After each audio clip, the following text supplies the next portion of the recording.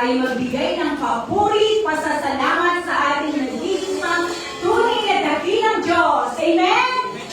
Hallelujah! Let us acknowledge the presence of God in our lives. Our Heavenly Father, we praise you, we honor you, Lord God, this morning. We worship you, Lord, in spirit. Panginoon, narito po kami para magpuri at pasalamatan. Tunay ka nga pong mabuti sa aming mga buhay. Dahil ikaw ang tunay namin kaligtasan. Ikaw ang aming kagalingan at kalakasan. Lord, wala po kami ibang maranasan kundi ang pagsama mo, ang pag-ibig mo at ang kapayapaan na nagmumula po sa iyo, Panginoon. Holy Spirit, pususin mo po ang aming pagsamba at panalangin sa oras na ito. Sa pangalan ni Jesus. Amen. Amen. Our go to worship is taken from the book of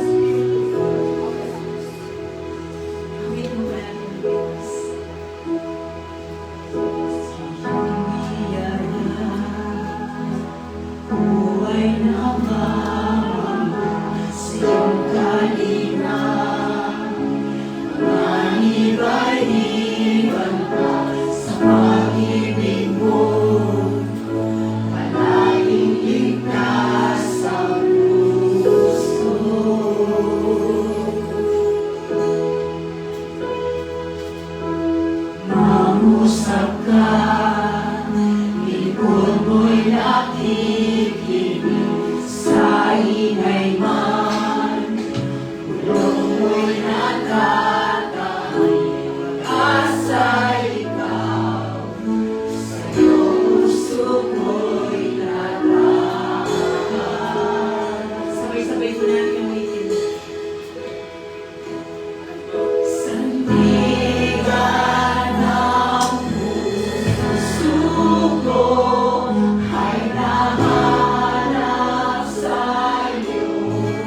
Kristo, pangalan mo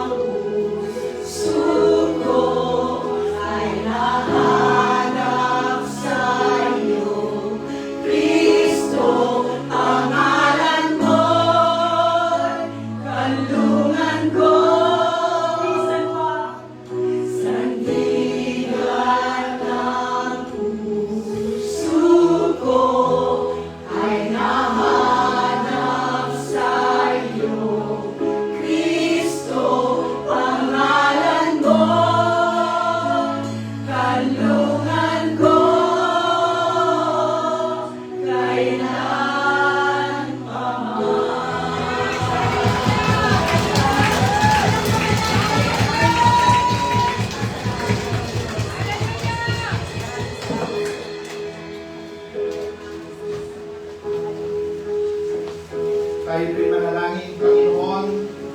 Tunay na Ikaw ang aming sandigan, O Diyos. Sa iyo po ay lumalapit kami sa umagang ito. Dalangin namin, Panginoon, na kami pagharian. Sa umagang ito, Panginoon, patuloy namin nilalagak sa iyo, Panginoon, ang pangangaral na isalita sa anumang dako ng mundo, O Diyos. Kung saan naroon ang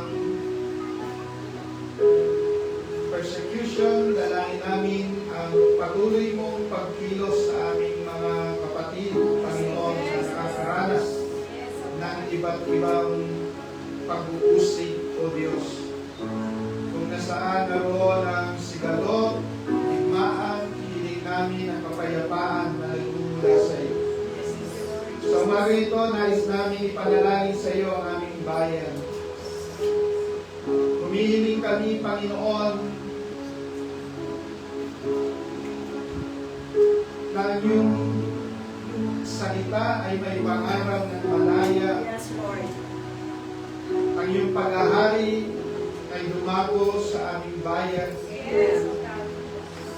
Ang katotohanan mo, O Diyos, na nagpapalaya ang maranasan ng aming mga kababayan. Hinihiling din po namin ang isang righteous government, O Lord. Yes. Mga namumuno, Panginoon, na may katapatan, takot sa iyo, at pagmamahal sa bayan. Panginoon, kayo po patuloy ang maghari, Panginoon. Kayo na naglalagay at nag-aalis ng mga papuntahan. Patuloy kayo, Panginoon, ang aming pananaligan. Amen. Pagharian niyo nga po, Panginoon, ang aming bayan. Gabayan niyo ang mga namumuno, O Diyos, ang gumagawa ng batas, ang nagpapatupad,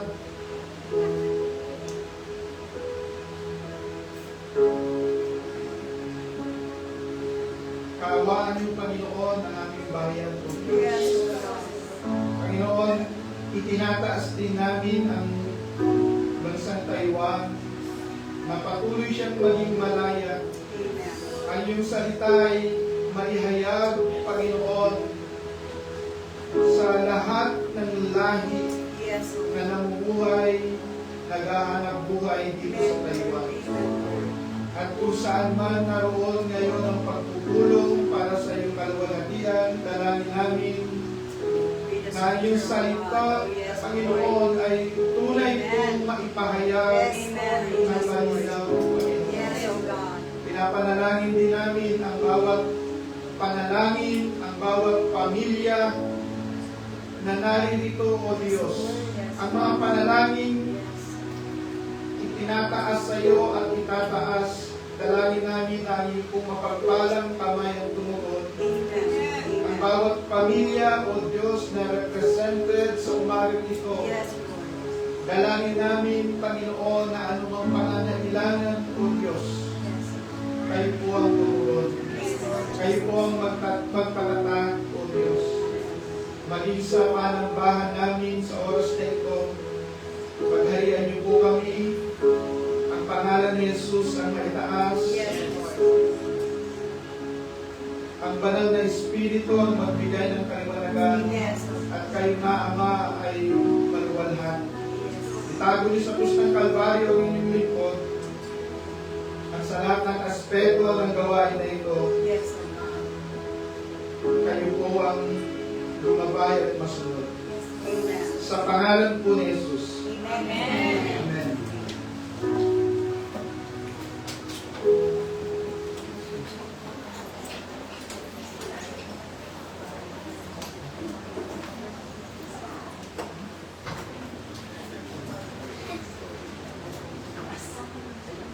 Our scripture reading for today is taken from Ephesians chapter 6 verses 10 through 18.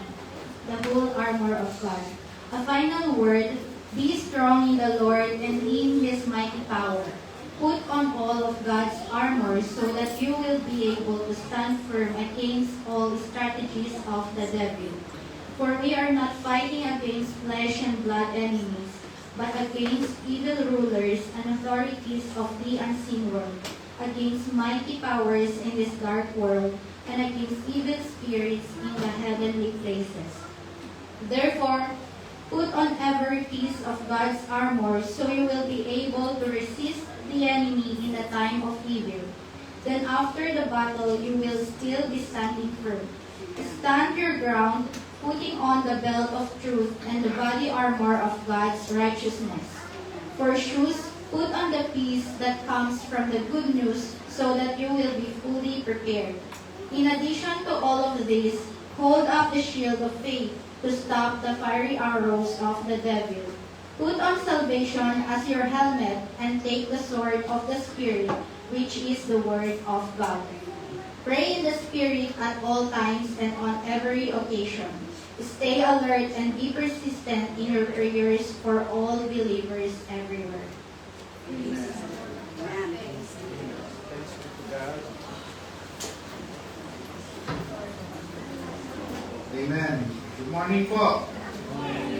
Magandang umaga po sa ating lahat. And sa lahat na maging mga nasa online, we greet you with the love of the Lord. Welcome po sa Taifa International Church Filipino Ministry. Tayo po ay magpapatuloy sa ating series, Freedom in Christ. Papaano siya ipamuhay? Bakit nga ba napaka-importante na ano ba ang significance ng living out yung ating kalayaan? First and foremost, bilang mananampalataya, nakaranas tayo ng moral transformation. Freedom in Christ empowers us sa ongoing repentance. Alam niyo po yung word na repentance, yan po ay patuloy na nangyayari dahil ang salitang repentance ay hindi lamang yung pagsisisi, kundi pagbabago ng kaisipan. At ang pagbabago ng kaisipan ay pang-araw-araw.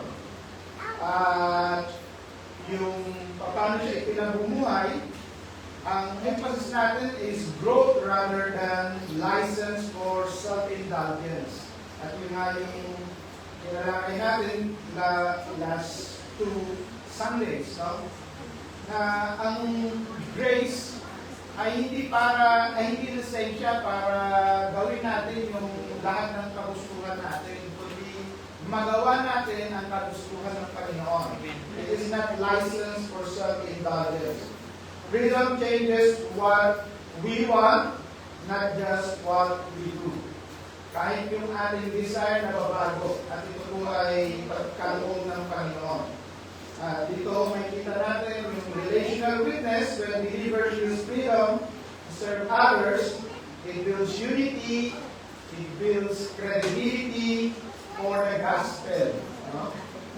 As we live yung freedom na natanggap natin sa Panginoon, exercising freedom responsibly prevents harm, and it edifies the church dahil though everything ay permissible, not everything is beneficial. No? Not everything that is permissible is beneficial. Okay? So, living daily in freedom. Yung binasa kanina, yung scripture natin ay about spiritual warfare. Tayo po lahat ay mayroong bigmaan na naroon. No? Una-una ay sa kasalanan, nag-ipatigma tayo laban sa ating sarili. No? Yung tatlong mukha ng kasalanan, yung tatlong G sa kanila, no? Gold, guys, or girls, and glory. O yung tinatawag na lust of the flesh, lust of the eyes, and pride of life. Living daily in freedom. At ang emphasis dito is be strong in the Lord and His mighty power. Hindi lamang maging strong tayo personally, but hayaan natin yung kalakasan na kapangyarihan ng Panginoon ang siyang gumalaw sa atin. Paano? By putting on yung full armor of God. Bakit? Dahil talagang marami ang kaparaanan ng diablo. At ano nga ba yung freedom? O na pinag-uusapan natin dito, no? Now, let us always remember, nung pinalaya tayo ng Panginoon, hindi mo natapos doon ang lakad ng pananampalataya o ng kalayaan. Freedom is not a one-time event. It's a daily lifestyle. Freedom is not a one-time event, it's a daily lifestyle. Christ has set us free, but we must choose to walk in that freedom every day. Pinalaya tayo ng Panginoon, pero naroon pa rin yung ating choice. Naroon pa rin yung ating pagpapasya bilang mananampalataya na lumakad tayo sa kalayaan na ipinagkaloob ng Panginoon. No? Ano pa yung nakikita natin? The armor of God equips us to stand firm against attacks and temptation. At lahat po ay nag-undergo ng temptation, trials. No? Wala pong Kristiyano na exempted sa mga bagay na ito. At yung trials and temptation po natin, magkakaiba po ang mga yan. No? Hindi po yan pare-parehas, magkakaiba. Pero ang alam natin, si Jesus Christ ay nakaranas ng temptation, no? Sa maraming kaparaanan. Subalit siya po ay nanagumpay. So tayo po bilang mananampalataya, na-maintain po natin itong freedom na ito, yung kalayaan na ito, by focus and faith. Freedom is maintained by focus and faith. Paano yun? No? Bakit kailangan natin ng focus and faith sa kalayaan na ito? Sapagkat tayo po bilang mananampalataya o bilang tao, madali tayong makalimot. No? Bagamat sinabi sa isang awitin, ang tao ay marupok, kaya daling makalimot, pero maaaring ang ilan sa inyo ay hindi ba madali makalimot. No? Yung iba naman, pagka tungkol ng 40, madali makalimot. No? Wala pa naman mga 40s dito, no? Mga bata pa ho tayo. We need freedom. We need to maintain yung freedom. No? We need to maintain yung freedom. Lagi natin tatandaan yan. So, ano ang kailangan para ma-maintain natin ang freedom? Ano ang kailangan? No? So, focus and faith. Ano pa? No? Number one na kailangan natin is vigilance. Freedom requires vigilance. Kaya sabi ng full on the full armor of God to stand against the enemy. By putting on yung full armor of God. No? Helmet of salvation, breastplate of righteousness, yung ating readiness for the gospel, yung ating sword, yung ating belt of truth. Kailangan natin siyang suot-suot. At lahat na yun ay nakatuon kay Jesus Christ at ang salita niya. Yung wala ho tayo, alam niyo po, pagka binasa uli natin yun, wala ho parte ng armor of God na nagbibigay proteksyon sa ating likuran. Ano ang meron? Breastplate, helmet, di ba? Walang backpack of righteousness. Ano ibig sabihin niya? Ang ating stance po ay forward. Kaya po, kahit ang Panginoong Yesus, nung pinakilala niya ang mangyayari sa church, ang sabi niya, the gates of hell shall not prevail against you. Kasi po, ang stand natin, o ang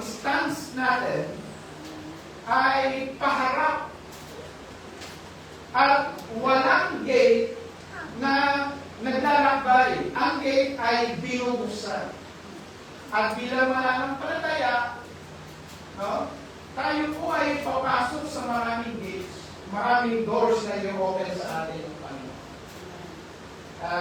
Napaka-importante dito ay putting on the full armor of God. Sabi rin sa Ephesians 6:11, put on the full armor of God so that you can take your stand against the devil's schemes.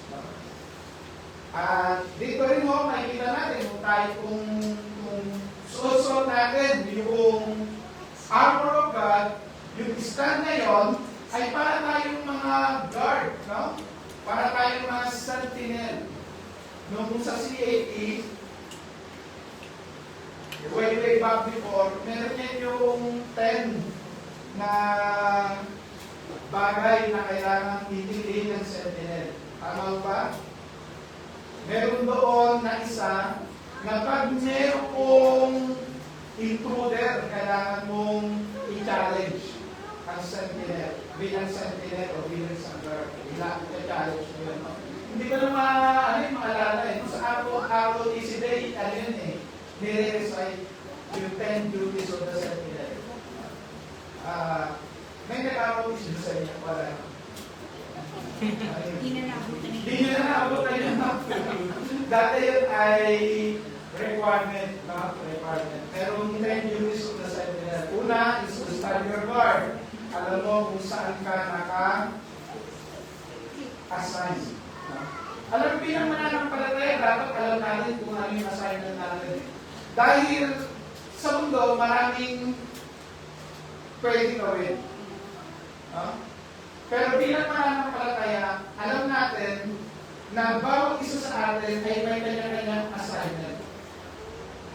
At pag alam mo yung assignment mo, matututunan mo yung tinatawag na contentment, matututunan mo na meron kang sariling grace.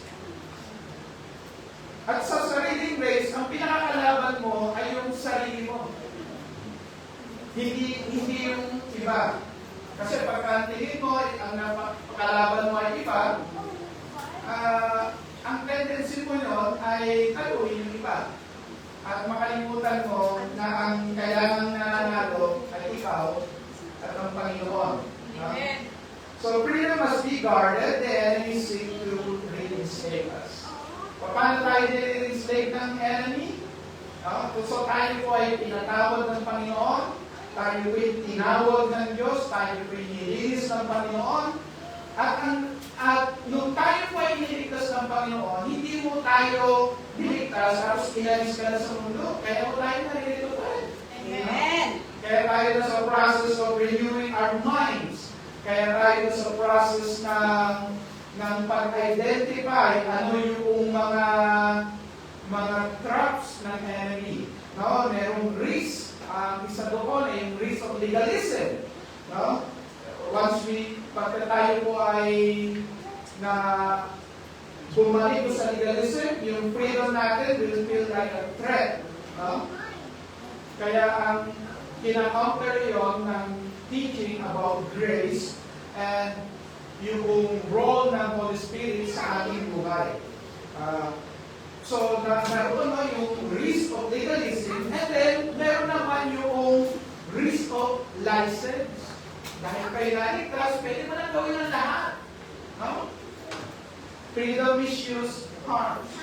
Pagka mali ang gamit sa freedom, ito ay makakasira at nakakasira ang buhay. So, paano natin ito i-counter? Paano natin ito pinaglalaban? No? Nilalabanan natin yung license o yung tinatawag na pamumuhay na masyadong malaya ang lahat ay gawin. No? By service and love as the purpose ng liberty. Pagka nakita natin, pinalaya tayo para maglingkod, mag-iiba na yung ating pananaw. Hindi tayo pinalaya para gawin ang lahat na gusto natin. Pinalaya tayo para maglingkod o umibig. No? Naroon din yung mga practical guardrails na ibinibigay sa atin sa salita ng Diyos. No? Naroon yung formation, discipleship, yung relational growth, yung ating small group, no? Yung church teachings that should balance grace and holiness. At maging yung regular confession o yung sinasabi nga ng panahon ng Reformation, no? Ang repentance ay pang-araw-araw na ginagawa dahil araw-araw tayong nakakalimot. Okay. So freedom requires vigilance. Vigilance means prayers, watchfulness, and readiness. Sabi sa 1 Peter 5 verse 8, be alert and of sober mind. Your enemy, the devil, prowls around like a roaring lion looking for someone to devour. No? Bakit ka kailangan vigilant? Bakit naroon ka lagi sa instance ng pananalangin? Pagiging handa. Bakit? Dahil may kalaban. At yung kalaban na yun, gusto tayong i-devour.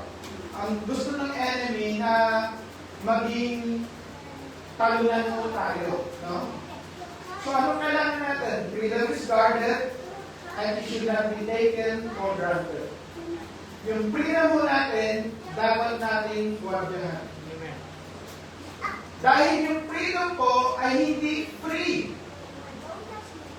Jesus paid for our freedom. Amen. At napakamahal po yun. Yung kanyang precious blood ang ipinambayad niya sa ating freedom. So freedom must be guarded and not taken for granted. Ano yung pangatlo natin kung sa freedom requires vigilance? Sabi dito sa Jude. Doon sa book of Jude, si Jude po ay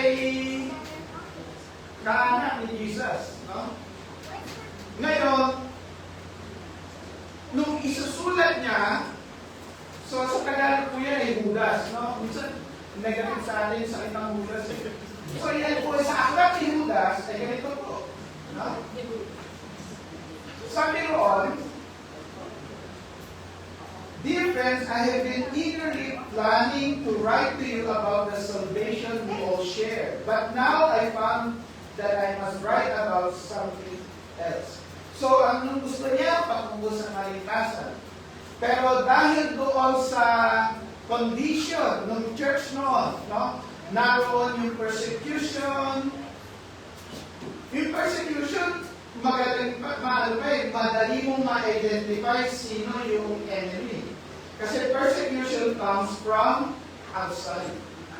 Pero dito, sa punto nito, ang problema hindi persecution, kundi infiltration. Ini-infiltrate sila ngayon ng mga Judaizer at mga false teachers. So sabi dito, but now I found that I must write about something else, urging you to defend the faith that God has entrusted once for all time to His holy people. Verse 4, I say this because some ungodly people have wormed their way into your churches. Tingnan natin ungodly people have wormed their way into your churches. Nag-penetrate sila, nag-infiltrate sila, at ano po yung ibinibigay nila, no? Ano po yung sinasabi nila? Ano po yung influence na pinagkakaloob nila? Sabi roon, saying that God's marvelous grace allows us to live immoral lives. Licentious living. Pinalaya naman tayo, pinatawad naman tayo Meron namang 1 John 1, pwede na natin gawin lahat. Tapos, confess na lang tayo. Pumasok yung immoral living, no? Tingnan mo natin, no? Sabi dito, saying that God's marvelous grace. So ano yung kanilang i-represent? God's marvelous grace.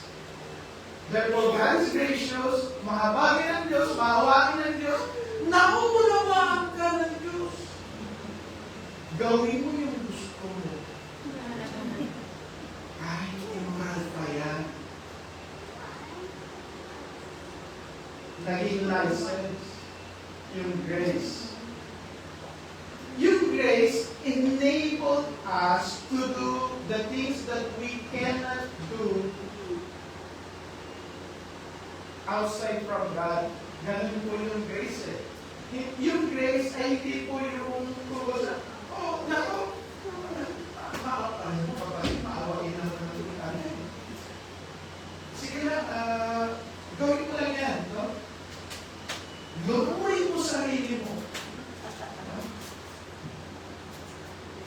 Sabi ron sa last sentence, the condemnation of such people was recorded long ago, for they have denied our only Master and Lord, Jesus Christ. By living licentious, dinideny natin ang ginawa ni Jesus Christ sa cross. Doon sa cross, nilinis niya tayo. Doon sa cross, pinatawad niya tayo. Doon sa cross, tinanggal niya yung condemnation natin. Doon sa cross, pinagpalit niya ang kanyang banal na buhay para tayo maging righteous. Amen. So dito po, napaka-importante na tayo po ay maging vigilant against permissive grace. Amen. Maging vigilant against permissive grace. Kasi po, hindi lisensya na pinatawad ka ng Panginoon at gagawin mo na natutuwa sa lahat ng oras. Pangnawagan po ng Panginoon ay maging banal po tayo. To live a life ng Lord. Yung permissive grace ay false duty. False duty. Pagka sila ay, okay lang kay God. Alam niyo talaga namang maawain ng Panginoon. Mapagpatawad ng Panginoon. No? Pero hindi mo dapat gawing lisensya yun para tayo mamuhay na parang walang Diyos. Amen. Freedom requires vigilance. Vigilance against what? Permissive grace. Vigilance against what? Wrong teaching, false gospel. At ano sinasabi doon? Urging you to defend the faith. At doon po, yung defending yan, yan po yung concept ng apologetics. No? Apologetics. O yung pagtayo sa mga katotohanan ng Panginoon. No? Pagtayo sa katotohanan ng Panginoon. So, ano yun? Freedom is guarded and taken for granted. Vigilant, we should be vigilant against permissive grace. So, ano yung pangalawa na kailangan natin gawin? So, we should be vigilant. No? Freedom requires vigilant. Pangalawa, we should speak the word boldly. Amen. Speak the word boldly. Gaano ka-importante na pag-speak ng word? Now, remember, nung si Jesus Christ ay tempted, niresist niya yung temptation by quoting the Word of God, by declaring the Word of God. Hindi niya sinabi, ay, ginagawa naman lahat yan eh. Hindi, gawin ko rin. Nasa uso pa ako. Diba? Hindi, diba? Sabi niya, Jesus answered, it is written, man does not live on bread alone, but on every word that comes from the mouth of God. Man does not live on bread alone, but on every word that comes from the mouth of God. Ang sabi kasi daw, sige nga, gawin mo nga itong tinapay, itong bato. Now, si Jesus Christ, may kakayanan, kaya niyang gawing tinapay yung bato. Mayroon siya siyang dahilan. Ano yung dahilan niya? 40 days na siyang hindi kumakain. So, meron siyang dahilan, meron siyang kakayanan. No? Parang, ano yan eh, parang may OFW. Dati, meron ka lang gusto, pero wala kang kakayanan. Nung nagkaroon ka ng sahod, may kakayanan ka na. Ang tanong, kahit ba may kakayanan ka, gagamitin mo ba yun para sa pansarili mo? O for the greater good? No? O yun for the right purpose? Kaya ni Jesus eh. Hindi dahil kaya natin, gagawin natin.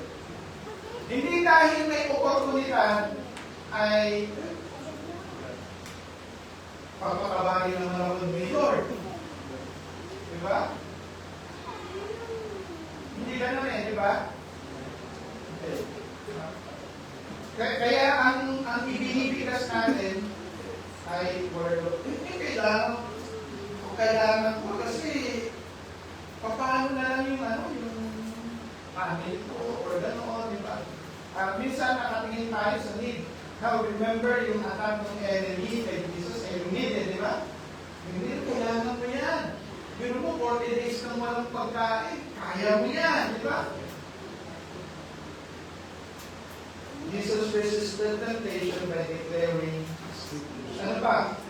The word is the sword of the Spirit. Sabi na sa Ephesians 6:17, take the helmet of salvation and the sword of the Spirit, which is the word of God. So yung offensive part ng armor of God ay yung sword. Diba? Ano yung helmet? Yung helmet ay protection ng ating head. Ano yung breastplate? Protection ng ating torso. Ano yung belt? No? Ay mahirap tumakbo pag law-law. Ano yung sandals of readiness? May protection ka pag tumatakbo ka o lumalabag ka kasi may sandals ka. Kaya nga ako, bibigay, lagaw ko na sandal eh. Pagka nag-speaker kayo, hindi kayo bibigyan. Sandals for readiness of the gospel. Ano pa yung makikita natin? Doon sa armor na yun, iisa lang ang offensive weapon. The sword. The sword is the word of God. At yung word of God, yun po yung dinideclare natin, so we should speak the word boldly. Boldly against us, against ourselves. Pagka yung naman natin ay medyo gustong makipaglaban sa ating espiritu, speak natin yung word of God. No? Now, remember, si Jesus Christ na tempted. Diba? Lahat po tayo itatempt. Lahat po tayo mag-undergo ng trials. At sa lahat na yun, let us always remember the Word of God. Let us always remember the promises of God. Kaya nga po, pagka inaral mo natin yung Bible yung success po is not a blessing. Success is a result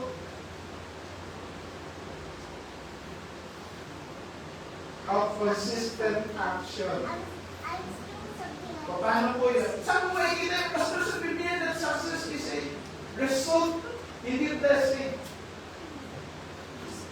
Diba? Sabi niya, meditate on it day and night, then you will be successful. Kaya yung success, hindi siya blessing. Yung success is a result ng pinagagawa ng Panginoon. Right process, right product. Yung process. Kaya yung success ay pwede mong makita mo na ito ay predictable. Sa Biblia, predictable ang success.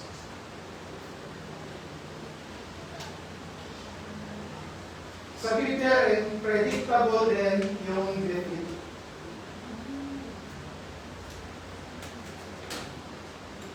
Diba? Mananagumpay ka dahil suot mo yung full armor of God. Amen. Pag hindi mo yan suot, defeat. Amen. Pagkasuot mo yan, defeat. Lalo na pag ginamit mo yung sword of the Spirit. Ako natin, ha? Amen. The Word is the Word of the Spirit. So, we live it out. We root daily, yung root natin yung daily life in scriptures and prayer.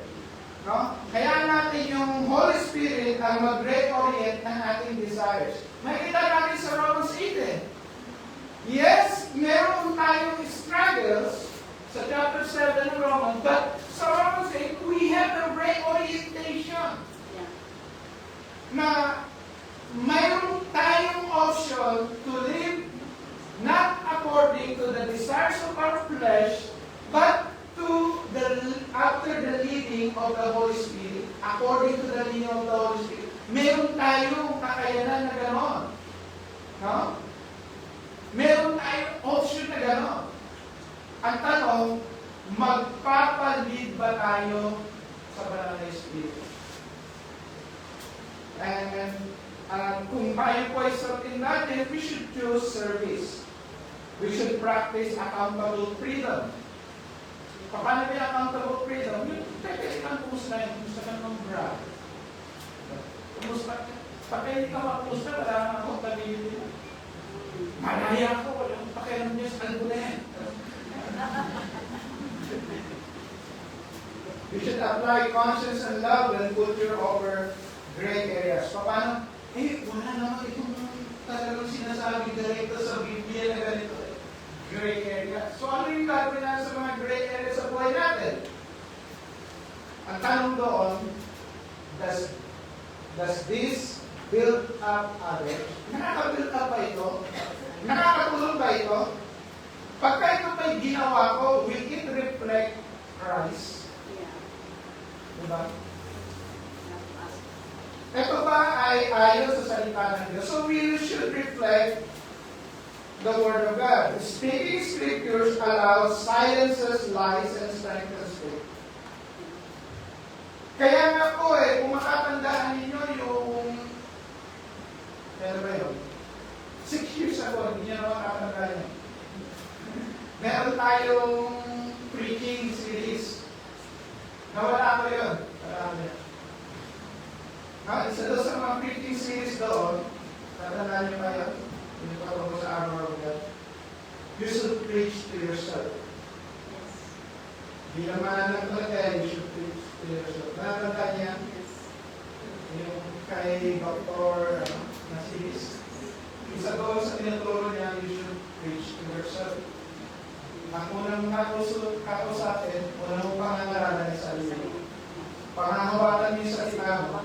Ano yung titignan mo ron? Ang sabi ng Word, ikaw ay mahina. Ang sabi ng Word of God, ang strength mo coming from God. Ang sabi ng mundo, wala kang halaga. Ang sabi ng Panginoon, you are created after His own image. Sabi ng mundo, wala. Pangit naman ito. Ang sabi ng salita ng Diyos, you are fearfully and wonderfully made. So, karapin lang doon. You are fearfully and wonderfully made. Yes. Amen. Diba? Amen. Ikaw mismo, ginagamit mo yung Word of God. Kaya na yung Word of God, double-edged sword. Yeah. It should reflect kung sino tayo sa Panginoon. Bakit po? For the Word of God is alive and active, sharper than any double-edged sword. The word is spoken is freedom dependent. Pagka sinasabi mo kung sino ka sa harapan ng Panginoon, you are chosen. Huh? You are part of the body of Christ. Hindi ka in-appoint para matalo, in-appoint ka to be more than conquerors. Amen. So pag kayo mga salita na yun, ay naririnig mo mismo, ang sabi ng salita ng Diyos, faith comes by hearing, and hearing the Word of God. Kung ang pinapakinggan po natin ay hindi yung Word of God at yung Word ng world, isi-shape ka niya according sa kanyang standard. Pero pag ang salita ng Diyos ang ginagalaw natin, nakikita natin na mas malinaw kung sino tayo, ano yung purpose natin. Even kahit na tayo ay under trials, alam natin na lahat na ito is for the glory of God. Amen. At doon natin masasabi, I can do all things through Christ who strengthens me. At dahil dito, ay kailangan pa natin pangatong gawin, we should fix our eyes on Jesus. Fix our eyes on Jesus. No? Bakit? Siya po yung author and the finisher of our faith. Sabi sa Hebrews 12 verse 2, let us fix our eyes on Jesus, the author and perfecter of our faith, who for the joy set before him endured the cross, scorning its shame, and sat down at the right hand of the throne of God. Kanina yung mata natin, nasa Panginoon. Amen. No? Nasa Panginoon. Kasi pagka nalayo yung ating mata sa Panginoon, naku, marami tayong makikita na iba. Yeah. At maaari tayong manghina, maaari tayong madala, maaari tayong nasira. Freedom is sustained by focusing on Christ, not circumstances. Bakit? Kasi yung circumstances ay temporary. Huwag mo natin hayaan na ang mga temporary things ang mag-shape ng ating buhay. Hayaan natin yung eternal Lord and Savior natin ang mag-shape ng ating buhay. So we should fix our eyes on Jesus. Sabi ron, looking at Jesus keeps us steady in storm. Sa panahon ng storm, pag ang mata natin sa Panginoon. At sabi sa Psalm 16 verse 8, I keep my eyes always on the Lord. With Him at my right hand, I will not be shaken. Amen. May mga panahon na maaari tayong ma-shaken. Sa mga panahon ng trials, maaari tayong ma-shaken. Sa panahon na makikita mo na matatawa ka na lamang o magagalit o mahihiya ka na lamang pag nanonood ka ng news. Depende sa Depende sa kuha. panonoorin mo at depende sa persuasion mo. Di ba?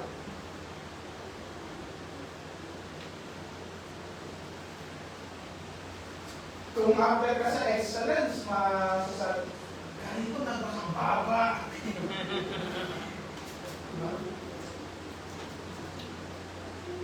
O kung kahit po ay nag-undergo ng trials, maaaring sakit, karamdaman, maaaring finances, relational, pagka nakatingin tayo sa circumstances, doon sa mga storm sa buhay natin,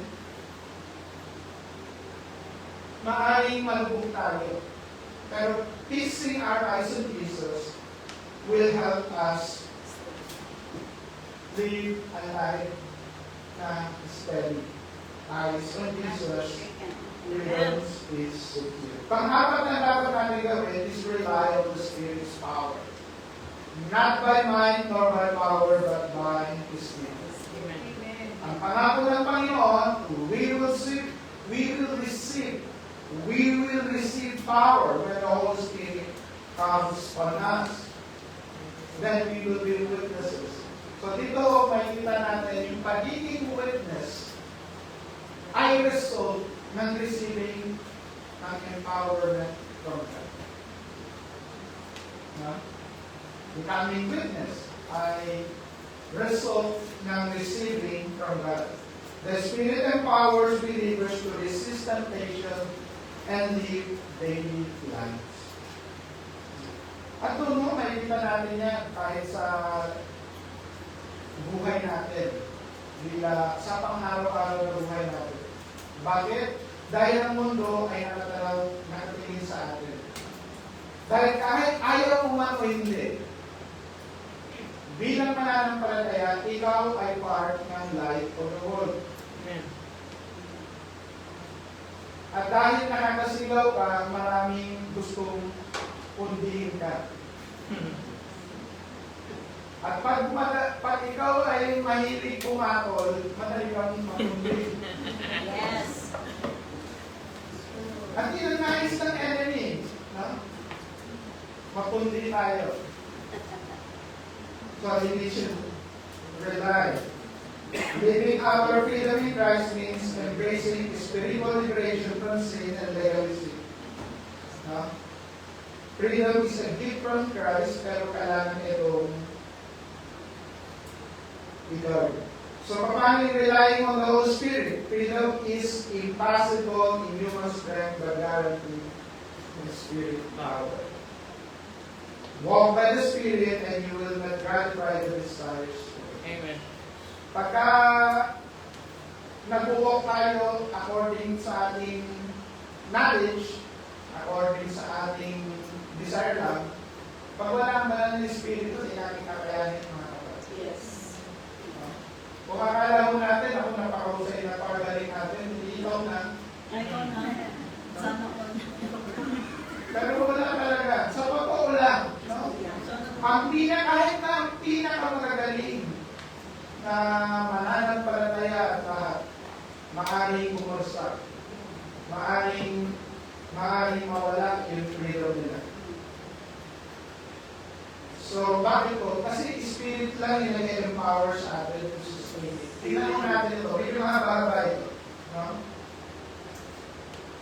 Bakit kailangan natin ng banal na Espiritu? Kasi yung banal na Espiritu, sabi dito, the Spirit searches all things, even the things of God. Walang makakaalam ng kaisipan ng Panginoon kundi ang banal na Espiritu. Ang sabi ng Panginoon, no? Yung pamamaraan niya ay iba sa ating pamamaraan. Malalaman lamang natin yung pamamaraan ng Diyos sa pamamagitan ng banal na Espiritu na gagabay sa atin. Amen. Kahit sa ating pag-aaral ng salita ng Diyos, kung walang illumination, yung pagbibigay liwanag ng salita ng Diyos, sa salita ng Diyos ng banal na Espiritu, hindi natin maunawaan. Nakakagano natin sa road to Emmaus, sa Emmaus road, di ba? Si Jesus Christ, nakipagkwentuhan sa mga alagad. Yung mga alagad, kasama na nila si Jesus, di pa nila ma-identify si Jesus. Discuss na ni Jesus kung bakit siya kailangang mamatay, bakit siya kailangang mabuhay, at kaya nilang nagtakbay. Nung nabuksan yung kanilang mata, sa kanilang nilalawaan, yung kausap nila ay si Jesus. Dahil nga ang mundo ay binulag ng Diyos ng sanlibutan. 2 Corinthians 4:4. Kaya kailangan natin yung pagkilos ng banal na Espiritu. Hindi po makapalitan ng maraming libro ang banal na Espiritu. Amen. Hindi ko sinasabing hindi tayo magbasa. Pero si Pastor Peter, basahin ito. Siguro mga 2 days ay mga mabasa. We have not received the Spirit of the world, but the Spirit who is from God, that we may understand what God has freely given us.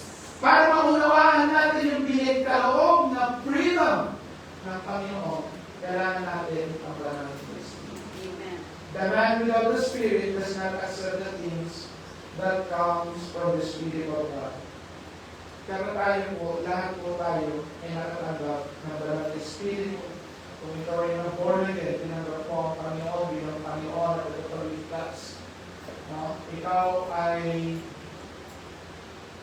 nagsilang muli sa iyong Espiritu. Ngayon, mauunawaan mo ang salita niya. Ngayon, mauunawaan mo ang kanyang kalooban. Ngayon, maaari kang mamuhay ayon sa kanyang paparaan. So, ano yung action point natin? Let us practice the Christian pattern daily. Speak the word boldly. Speak the word boldly. Amen. Imbes na i-speak mo yung problem, i-speak mo yung promises. Amen. No? Yes, Lord. Yung problema, hindi tayo mabusin niya.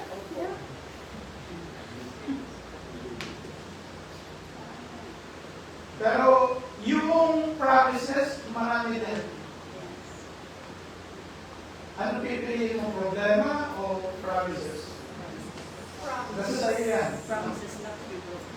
Ano ba? Nahingilan natin. Fix our eyes on Jesus. Nakanina mo yung mata natin.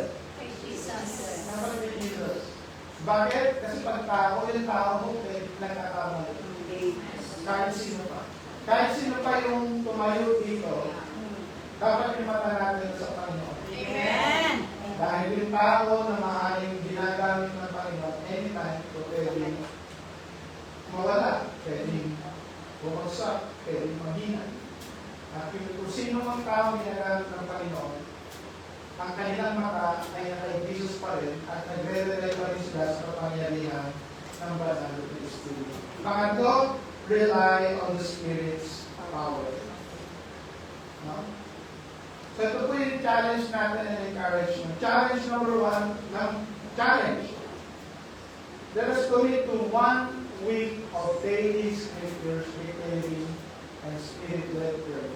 Paano ito? So, kung ikaw ay sa Psalms, kung magsisimula ka sa Book of Psalms, siyempre magsisimula ka sa Psalms 1. So Psalms 1, ang sinasabi doon, gaya na sinabi kanina, yung fruitfulness o yung success ay result kung saan ka nakatanim. Diba? Amen. Meaning, ano yung environment mo? Yung environment mo could determine yung iyong future. Yung isang tao, ano pa yung makikita natin doon?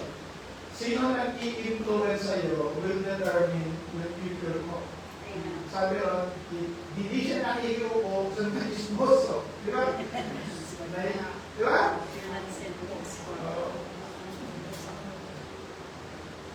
Ano siya? Siya ay tree planted doon sa water, di ba?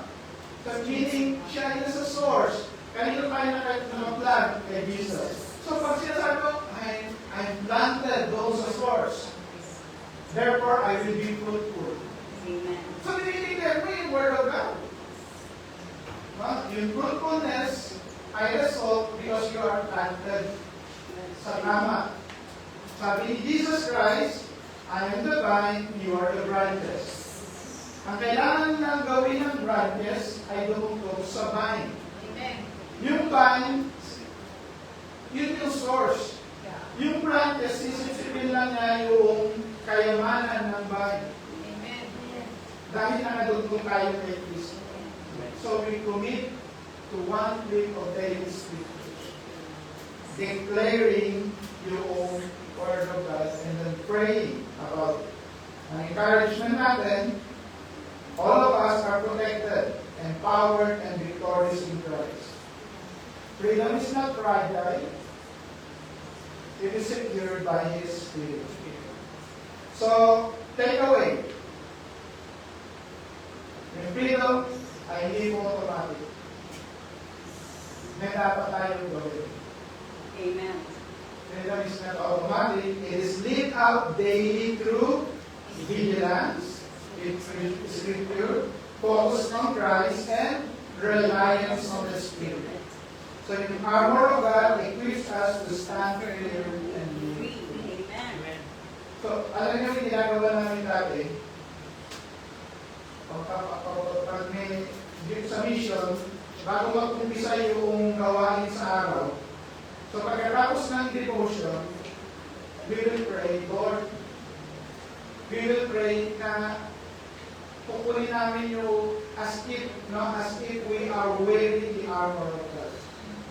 Lord, nilalagay ko yung helmet of salvation, yung breastplate of righteousness, yung belt of truth, yung readiness, yung sandals na readiness para sa gospel. And Lord, I'm taking the sword of the Spirit. Samahan niyo po kami as we do our mission today. In Jesus' name. So, hindi ko alam kung paano niyo gagawin. Ganun ginagawa natin pagka nasa mission. Lalo na pagka doon sa mga remote areas, we do it. Pwede nyo rin gawin. At lahat na nyo nakatuon sa Word of God ay Jesus Christ. So prayer is maintained by focus and faith. Kanino tayo na mag-focus kay Jesus? Amen. Kanino tayo nagtatrust, nagtitiwala kay Jesus? So live daily in freedom by guarding our heart, declaring the Word, fixing our eyes on Jesus, and relying on the Spirit's power. Mga kapatid, i-guard po natin ang ating freedom, ang ating kalihan. Tayo po ay magpasalamat sa Diyos. Father, we praise you and we honor you, O Lord. We ask for your grace and mercy, O Lord. Hayaan niyo, Panginoon, na bawat isa sa amin ay tumayo ayon sa kalooban, ayon sa iyong katotohanan. Hayaan niyo, Panginoon, ang magtawi sa aming bibig ay yung mga pangako mo, hindi lang problema o Diyos. Hayaan mo, Panginoon, na tumayo kami sa kalakasan na nagmumula sa iyo. At buong buo, Panginoon, na maisuot namin yung armor na pinatalo ng Diyos. Sa pangalan po ni Jesus.